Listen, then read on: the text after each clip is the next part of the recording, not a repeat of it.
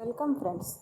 Today we will see animal classification, chapter number 6 of science 2. When in the last year we will see the organisms or living organisms are classified according to their characteristics and features. In that the living organisms are firstly classified into prokaryotes and eukaryotes. अब यहाँ पर जो prokaryotes हैं these are included into the kingdom Monera और eukaryotes जो हैं, अब eukaryotes means यहाँ पर अगर हम लोग देखते हैं जो ये होते हैं मल्टी सेलुलर में आता है और इसमें यूनिसेलुलर भी आते हैं. यूकैरियोट मीन्स जो लिविंग है, जो एग्जैक्टली हम लोग जिसको स्टडी कर सकते हैं, all that's are included into the eukaryotes. Now in that case, if these are divided into the unicellular organism and multicellular organism, then these unicellular organisms जैसे अमीबा है, paramecium, Euglena, all these are included into the kingdom protista. ठीक है, उसको हमने किस kingdom में डाला हुआ है? प्रोटिस्टा में डाला हुआ है.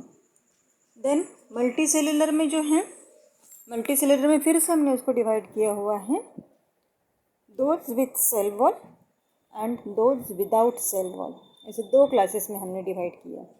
अब जो विदाउट सेल वॉल हैं, जैसे हम लोग ने प्लांट सेल और एनिमल सेल देखा हुआ है, तो हमें पता है कि प्लांट सेल्स जो होती हैं उसको सेल वॉल होती हैं और जो एनिमल सेल्स होती हैं उसको सेल वॉल नहीं होते हैं.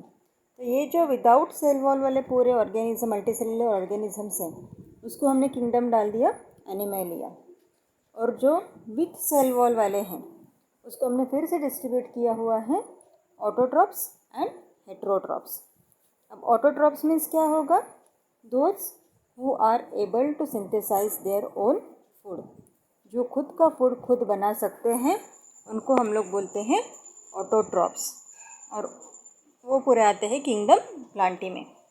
फिर हेट्रोट्रॉप्स जो हैं, these are also These are depends on their food on the autotrophs. Autotrophs पर डिपेंड रहेंगे या किसी दूसरे फैक्टर्स पर. ये हेट्रोट्रॉप्स जो हैं वो अपनी फूड रिक्वायरमेंट के लिए डिपेंड रहते हैं. जैसे हम लोग देखते हैं यहाँ पर फंगाई है, कुछ पैरासाइट्स हैं, ये सभी यहाँ पर किंगडम ऐसे उसके अलग अलग आते हैं, that are included into the kingdom fungi. अब हमें इस चैप्टर में पूरा देखना है किंगडम एनिमेलिया, जो हमने यहाँ पर इसको डिस्ट्रीब्यूट नहीं किया है, क्योंकि अगर हम लोग लिविंग बींग्स देखते हैं तो प्लांट से लेकर एनिमल तक ऐसे हमें 600 मिलियंस डिफरेंट एनिमल्स दिखते हैं अर्थ पर. तो उसको क्लासिफाई करना, उसके कैरेक्टरिस्टिक्स देखना, ये एक बहुत बड़ा टॉपिक हो जाता है. इसलिए इस बार हमें यहाँ पर देखना है किंगडम एनिमेलिया. अब एनिमल क्लासिफिकेशन क्या होता है? तो ये जो कुछ भी एनिमल्स अर्थ सरफेस पर हैं उनको ग्रुप्स, सब ग्रुप्स में डिवाइड कर कर, उनकी कैरेक्टरिस्टिक देखकर, उनकी सिमिलैरिटीज़ देखकर, उनके जो डिफरेंसेस होते हैं वो देखकर उस एनिमल्स के कुछ ग्रुप्स बनाने हैं और फिर उनके सब ग्रुप बनाने की जो प्रोसेस होती है उसको हम लोग बोलते हैं एनिमल क्लासिफिकेशन. अब ये जो एनिमल क्लासिफिकेशन यहाँ पर हुआ है तो उसकी ज़रूरत क्या थी? अगर हमें कोई भी ऑर्गेनिज़म या कोई भी एनिमल अगर हमें सिस्टमैटिकली स्टडी करना है, तो उसको सिस्टमैटिकली स्टडी करने के लिए उसको किसी न किसी ग्रुप में उसके कैरेक्टरिस्टिक की सिमिलैरिटीज़ देखकर उसका ग्रुप बनाकर हम लोग उसे अगर डिस्ट्रीब्यूट कर देते हैं तो उस कंडीशन में ये स्टडी करना हमारे लिए बहुत ईजी हो जाता है. इसलिए साइंटिस्ट ने क्या किया था यहाँ पर कि जो एरिस्टोटल नाम का जो एक साइंटिस्ट था, ग्रीक फिलोसोफर था, वो सबसे पहले उसने ये एनिमल क्लासिफिकेशन पर अपना वर्क स्टार्ट कर दिया. और उसने किया किसके अकॉर्डिंग बेसिस पर? तो जो भी एनिमल्स का बॉडी साइज़ है, उसके हैबिट्स हैं, उसका जो हैबिटेट्स हैं, कहाँ पर वो रह सकता है, उसके अकॉर्डिंगली उसने उसको क्लासीफाई किया है. और इसी क्लासिफिकेशन को हम आर्टिफिशियल मेथड ऐसे भी कहते हैं, और ये दिया था एरिस्टोटल ने. अब ये जैसे एरिस्टोटल ने दिया हुआ है, सेम वैसे ही classification Theophrastus, Pliny, John Ray and Linnaeus, इन्होंने भी सेम बेसिक कंसेप्ट्स पर अपना क्लासिफिकेशन दिया हुआ था। उसके बाद जो डॉबेनजास्की एंड मेयर हैं, उन्होंने उस एनिमल्स का बॉडी ऑर्गेनाइजेशन, उसके types of cell, chromosome, biochemical properties, ये सब कुछ सिलेक्ट करके ये क्राइटेरिया सामने रखकर एनिमल्स को क्लासिफाई किया था। तो ये जो उस सिस्टम है उसको हम लोग बोलते हैं नेचुरल सिस्टम ऑफ क्लासिफिकेशन, उसको हमने नेचुरल सिस्टम कहा हुआ है। अब इन दोनों के बाद एरिस्टोटल के बाद जो एरिस्टोटल ने आर्टिफिशियल मेथड दी हुई थी, जिसको सपोर्ट किया था थियोफेरेस्टस ने, Pliny, John Ray and Linnaeus, और उसके बाद डॉबेनजास्की और मेयर, उसने जो नेचुरल प्रोसेस दी थी, नेचुरल सिस्टम दी थी क्लासिफिकेशन की। उसके बाद फिर कॉल वर्ड्स जो हैं उसने नोटोकॉर्ड जो होता है वो नोटोकॉर्ड प्रेजेंट है या अब्सेंट है उसके अकॉर्डिंगली उसको डिस्ट्रीब्यूट किया है। और ये जो मेथड है जो कार्ल वॉर्स ने दी हुई है with the help of notochord, इसको हम लोग बोलते हैं इवोल्यूशन ट्रेडिशनल मेथड। ठीक है, किस पर बेसिस है वो, जैसे इवोल्यूशन हुआ था, इवोल्यूशन की जो ट्रेडिशनल मेथड हम लोग देखते हैं उसके अकॉर्डिंगली उसने पूरा एनिमल का क्लासिफिकेशन दिया हुआ था। अब ये नोटोकॉर्ड क्या होता है? This notochord means long rod like supporting structure present on the dorsal side of animal body.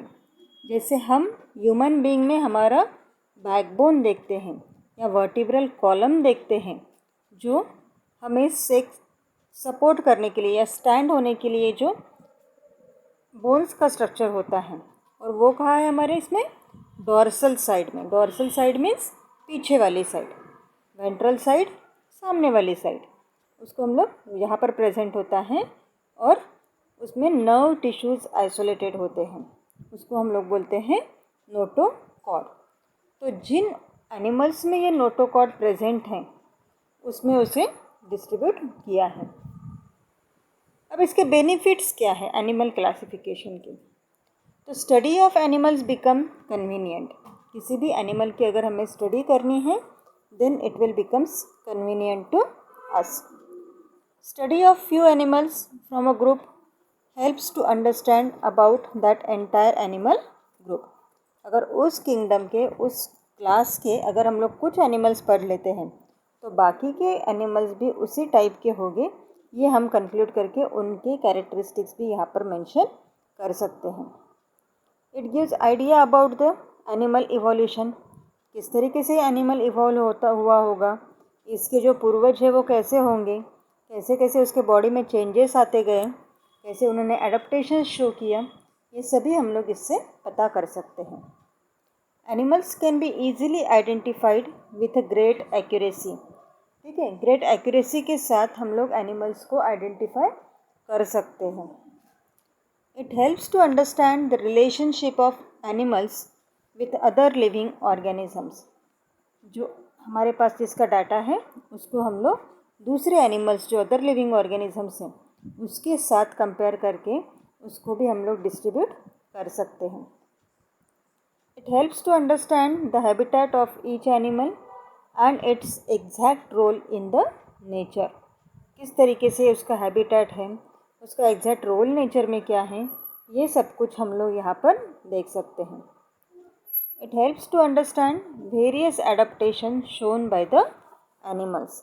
इससे क्या होता है, वेरियस एडाप्टेशंस जो एनिमल्स ने अडप्ट किए हुए हैं वो हम लोग यहाँ पर देख सकते हैं।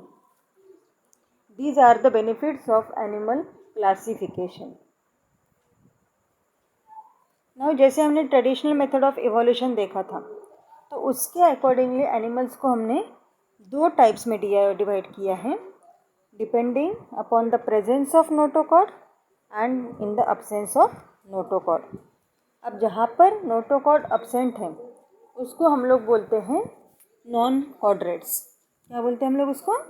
नॉन quadrates, और जिनमें ये नोटोकॉर्ड प्रेजेंट हैं we will call them as a quadrates. अब इनके कैरेक्टरिस्टिक्स क्या हैं? जैसे हम लोग नॉन क्वाड्रेट्स देखते हैं, the body is not supported by rod like notochord. ठीक है, उनके इसमें जो रॉड लाइक स्ट्रक्चर जैसे हमने कहा था वो यहाँ पर नहीं है, उससे सपोर्ट उस एनिमल को नहीं मिलता है. Pharyngeal gills slits are absent. Gills यहाँ पर उसके नहीं होते हैं for the respiration. The nerve cord if present it is on the ventral side. Nerve cord है भी, जैसे हमने नोटोकॉर्ड देखा था वो डोर्सल साइड में था. अब यहाँ पर जो नर्व कॉर्ड है वो अगर प्रेजेंट होता है तो वो हमेशा वेंट्रल साइड में यहाँ पर रहेगा. इट इज़ अ सॉलिड और पेयर्ड. ठीक है, वो सॉलिड फॉर्म में रहेगा और पेयर्ड इसमें रहेगा. Heart if present it is on the dorsal side. जो हार्ट है वो हमेशा डोर्सल साइड में प्रेजेंट होगा. जो कैरेक्टरिस्टिक्स पूरे अपोजिट है टू दैट ऑफ द क्वाड्रेट्स. अब ये जो पूरे नॉन क्वाड्रेट्स हैं, ये नॉन क्वाड्रेट्स हम लोग उसको 10 फाइला में डिवाइड करते हैं. तो ये 10 फाइला कौन से हैं? प्रोटोजोआ, पॉरीफेरा, सिलेंटरेटा और कैनिडेरिया भी उसको हम बोलते हैं, फेलिहेलिमेंथस, एस्किलिमेंथस, एनिलिडा, ऑर्थोपोडा, मोलिस्का, इकिनोडर्माटा एंड हेमिकॉर्डाटा. ऐसे 10 फाइलम में हम लोगों ने उसे डिवाइड किया हुआ है, जो भी नॉन क्वाड्रेट्स हमारे इसमें प्रेजेंट है उनको. Now we will see chordates. Body is supported by notochord. Body को किसने सपोर्ट किया है? नोटोकॉर्ड. यहाँ पर आपको बाजू के डायग्राम में दिख रहा है कि नोटोकॉर्ड यहाँ पर होता है. देन फेरेंजियल गिल्स स्लिट्स और lungs are present for respiration. कि गिल स्लिट्स दिख रहे हैं हमें, जैसे फिश पर भी हमें ये गिल्स प्रॉपरली दिखते हैं. तो these are used for the respiration process. तो ये जो क्वाड्रेट्स होते हैं उनको ये हमारे इसमें ये गिल स्लिट्स यहाँ पर दिखते हैं. Nerve cord is present on the dorsal side of the body. It is hollow. ठीक है, पीछे के साइड में होती हैं. और अगर हार्ट है तो वो heart present on the ventral side of the body. Body के वेंट्रल साइड में वो प्रेजेंट रहेंगे. अब सभी जो क्वाड्रेट्स हैं वो सभी क्वाड्रेट्स सिर्फ एक ही फाइलम ने हमने पूरा उसको डाल दिया है, दैट इज़ फाइलम कॉर्डेटा. और ये जो फाइलम है फिर से 3 सब फाइलम्स में डिवाइड होता है, यूरोकॉर्डेटा, सिफेलोकॉर्डेटा एंड वर्टिब्रेटा. सब phylum vertebrata has further divided into 6 classes: Cyclostomata, spices, amphibia, reptilia, aves and Mammalia. Now we will see what is the difference between non-chordates and chordates. Non-chordates में क्या होता है? उसमें less evolve animals है, animal का evolution ज़्यादा नहीं है, and on the lower level of evolution. उसमें हमें ज़्यादा पहले से वो एनिमल्स नॉन क्वाड्रेट्स में नहीं दिखते हैं. वही अगर हम लोग क्वाड्रेट्स देखते हैं तो वहाँ पर इसका इवोल्यूशन भी ज़्यादा होता है और लेवल ऑफ इवोल्यूशन भी यहाँ पर हायर है. नोटोकॉर्ड नॉन क्वाड्रेट्स में एब्सेंट है, क्वाड्रेट्स में वो प्रेजेंट है. फेरेंजियल गिल स्लिट्स जो हैं that are absent in non chordates, वही फेरेंजियल गिल स्लिट्स जो है these are present in the chordates. Nerve cord if present that is doubled and solid. Paired होता है और सॉलिड होता है. यहाँ पर सिंगल होगा और वो हॉलो होता है. The nerve cord is located on the ventral side of the body. और हार्ट जो है that is present on the dorsal side of the body in case of non chordates. वही अगर हम लोग क्वाड्रेट्स में देखते हैं तो नर्व कॉर्ड डोर्सल साइड में एंड हार्ट वेंट्रल साइड में यहाँ पर प्रेजेंट होता है. This is the difference between chordates and non chordates. इस डायग्राम में पूरा क्लासिफिकेशन दिखाया हुआ है जो हमने देखा हुआ है अब तक. एनिमेलिया को 2 क्लास में, नॉन क्वाड्रेट्स एंड क्वाड्रेट्स. नॉन क्वाड्रेट्स फिर 10 फाइलम में उसको डिस्ट्रीब्यूट किया हुआ है, वही जो ऑल कॉर्डेट्स हैं वो एक ही क्लास में दिए हुए हैं, एक ही फाइलम में दिए हुए हैं, दैट इज़ कॉर्डेटा। उसको फिर कॉर्डेटा को 3 पार्ट्स में डिवाइड किया है, यूरोकॉर्डेटा, सिफेलोकॉर्डेटा एंड वर्टिब्रेटा। ये पूरे उसके सब फाइलम्स हैं। और सब फाइलम को फिर से क्लासेस में डिवाइड किया हुआ है, cyclostomata, pisces, amphibia, reptilia, aves and Mammalia.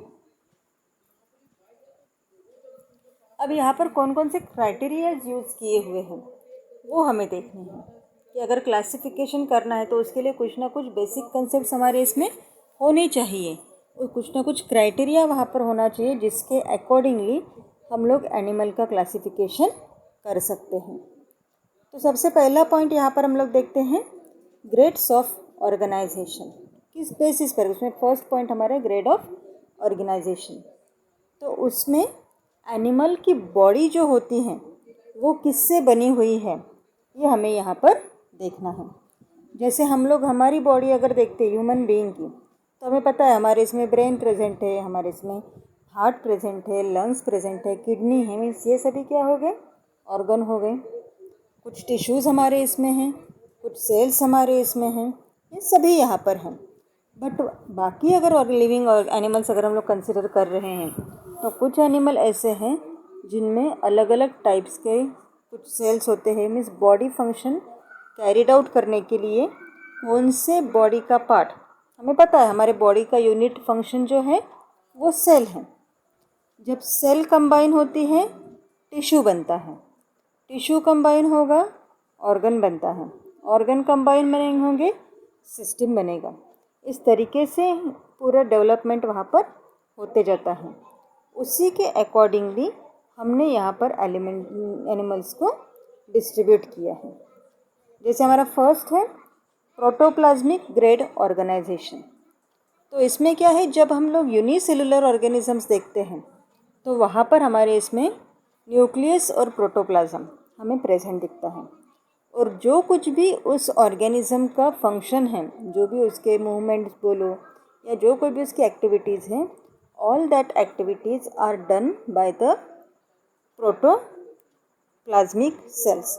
ठीक है, उसी से उसकी होती है, इसलिए हमने उसको कहा है प्रोटोप्लाज्मिक ग्रेड ऑर्गेनाइजेशन। जैसे एग्जांपल हम लोग देख रहे हैं यहाँ पर amoeba paramecium. Then second is cellular grade organisation. अब इस केस में क्या होता है, सेलुलर मीन्स क्या होगा, it contains number of cell and that cells are carried out all the body function. उसको हम लोग कहते हैं सेलुलर ग्रेड ऑर्गेनाइजेशन।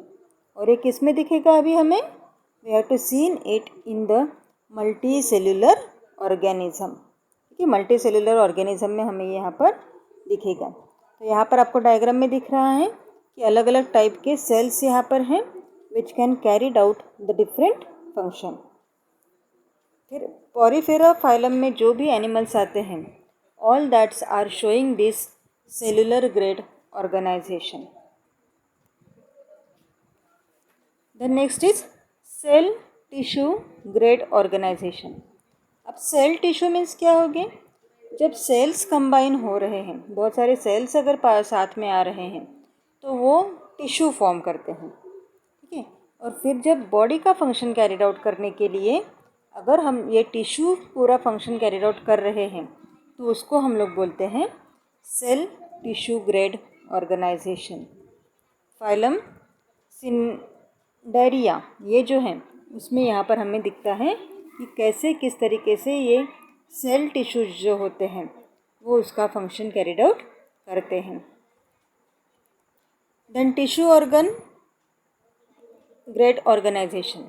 अब टिश्यू पूरे कंबाइन हो रहे हैं तो उससे ऑर्गन फॉर्म होगा। जैसे हम लोग देखते हैं हमारे माउथ कैविटीज़ जो है, माउथ में अलग अलग टाइप के टिश्यूज़ होते हैं, उससे ऑर्गन तैयार होगा। और फिर ये जो ऑर्गन है, this organ perform the body function, उसको हम लोग बोलते हैं टिश्यू ऑर्गन ग्रेड ऑर्गेनाइजेशन। इसका एग्जाम्पल है यहाँ पर flat worm. Then organ system grade organisation. अब डिफरेंट ऑर्गन्स एक ही बॉडी में आ रहे हैं तो it will forms a organ system. जैसे हमारे इसमें ब्रेन है, या फिर हम लोग एग्जांपल अगर लेते डाइजेस्टिव सिस्टम का। डाइजेस्टिव सिस्टम में माउथ से स्टार्ट होता है, माउथ होगा, स्टमक होगा, स्मॉल इंटेस्टाइन है, लार्ज इंटेस्टाइन है और एक्सक्रीटरी सिस्टम है। ये पूरा जो है that are included into the digestive system. उसी तरह इसमें क्या हुए, अलग अलग जो हमारे बॉडी ऑर्गन्स हैं वो एक साथ कंबाइन करके वर्क जब करते हैं तो उसको हम लोग बोलते हैं ऑर्गन सिस्टम ग्रेड ऑर्गेनाइजेशन। और इसका एग्जाम्पल है हमारे इसमें क्रैब, फ्रॉग, ह्यूमन एक्सेट्रा। ये हमने देखा ग्रेड ऑर्गेनाइजेशन में। अब सेकेंड पार्ट है इसमें बॉडी सिमेट्री। सिमेट्री यानी पता है, जब कोई भी एक इमेजिनरी लाइन अगर हम लोग निकालते हैं तो if that imaginary line divided that part into 2 equal half तो उसको हम लोग बोलते हैं सिमेट्री। तो अब यहाँ पर क्या है, अगर इससे ही एनिमल्स जो कुछ हैं उनके बॉडी को अगर हम लोग एक इमेजिनरी लाइन से कट कर रहे हैं तो उस बॉडी के अगर 2 इक्वल पार्ट्स हमें मिलते हैं तो that is called as the body symmetry. अब कुछ ऑर्गेनिजम्स ऐसे हैं जिनको अगर हम लोग इमेजिनरी लाइन से कट कर रहे हैं तो किसी भी एंगल से अगर आप उन्हें कट करोगे तो भी उनके 2 हाफ इक्वल हाफ यहाँ पर नहीं बनते हैं। Such animals are having a asymmetrical body. ये एग्जाम्पल है इसका अमीबा, पैरामीशिया एंड कुछ स्पॉन्जेस भी ऐसे हैं, those are having this asymmetrical body. Then radial symmetry, an imaginary cut passing through central axis in any plane of the body gives 2 equal half. Then these are called as the radial symmetry. किसी भी angle से अगर हम लोग उसमें से पास करेंगे, जैसे एग्जाम्पल लिया हमने स्टार फिश का। स्टार फिश को अगर हम किसी भी पार्ट्स में किसी भी एंगल से डिवाइड करते हैं तो वो 2 इक्वल पार्ट्स में डिवाइड हो जाता है। तो ऐसे अगर हैं तो इसको हम लोग बोलते हैं radial symmetry. Then next is bilateral symmetry. अब बायलैटरल में क्या होगा, यहाँ पर सिर्फ ऐसा ही एक प्लेन होगा जो बॉडी को 2 पार्ट्स में डिवाइड करते हैं। अगर आप किसी दूसरे साइड से ये इसको कट करना चाहेंगे या डिवाइड करना चाहेंगे तो वो 2 पार्ट्स में यहाँ पर डिवाइड नहीं होगा। इसलिए ऐसे एक single only 1 imaginary axis passing through the body divide it into 2 equal half, उसको हम लोग बोलते हैं बायलैटरल सिमेट्री। उसका एग्जाम्पल है insects, fishes, frog, birds and humans. नीचे के डायग्राम्स में भी आपको दिख रहा है किस तरीके से हमने असिमेट्रिकल बॉडी दिखाई हुई है, रेडिकल सिमेट्री दिखाई हुई है एंड बायलैटरल सिमेट्री भी यहाँ पर शो की हुई है। देन थर्ड कंसेप्ट यहाँ पर है दैट इज जर्म लेयर। अब जर्म लेयर मीन्स क्या होता है, किसी भी ऑर्गेनिज्म का अगर हम लोग उसको वेंट्रिकली उसको कट करते हैं तो अंदर जो कुछ भी लेयर्स होती हैं that are called as germ layer. अब इसमें भी हम लोग 2 टाइप्स में उसको डिस्ट्रीब्यूट करते हैं, डिप्लोब्लास्टिक एंड ट्रिप्लोब्लास्टिक। अब डिप्लोब्लास्टिक में क्या होगा, इन case of multicellular animal germ layers are formed during initial period of their embryonic development, and from those germ layers only different tissues are formed in the body। यहाँ पर different tissues हमें दिखते हैं। जैसे हम लोग डायग्राम में देख रहे हैं, जो डिप्लोब्लास्टिक है उसमें हमें सिर्फ 2 लेयर दिखती हैं, एक endoderm and second one is ectoderm. ये 2 ही लेयर यहाँ पर दिख रही हैं, बीच में डेड लेयर है उसको हम लोग काउंट नहीं करते हैं, तो इसलिए उसको कहा है डिप्लोब्लास्टिक लेयर्स। और वही ट्रिप्लोब्लास्टिक में अगर हम लोग देखेंगे तो ट्रिप्लोब्लास्टिक में हमें क्या दिखेगा, 3 लेयर्स हमें यहाँ पर दिख रही है, एंडोडर्म, मेसोडर्म एंड एक्टोडर्म। ऐसे 3 लेयर्स हमें यहाँ पर दिखती है। That's why they are called as the triploblastic. और सभी एनिमल्स जो होते हैं these are triploblastic. The next concept is the body cavity. Cavity means जो भी गैप, जो भी हॉलो पोर्शन यहाँ पर होता है, that is called as the cavity. जैसे बॉडी और इंटरनल ऑर्गन्स, इनके बीच में जो भी कैविटी होती हैं उसको हम लोग बोलेंगे बॉडी कैविटी और सीलोम। अब इसको भी हमने 3 पार्ट्स में डिवाइड किया है। यूकोलियोमेट, जैसे बॉडी कैविटी प्रेजेंट है और during initial embryonic development period body cavity is form. ठीक है, जैसे जैसे एम्ब्रियोनिक डेवलपमेंट वहाँ पर होती जाएगी तो इनिशियल स्टेट में ही यहाँ पर ये कैविटी फॉर्म हो, जैसे आपको दिख रहा है यहाँ पर डायग्राम में कि यहाँ पर कैविटी जो है वो बहुत कम है और मेसोडर्म में ये कैविटी यहाँ पर फॉर्म होना स्टार्ट हुआ है। ठीक है, उसको हम लोग बोलते हैं यूक्लियोमेट।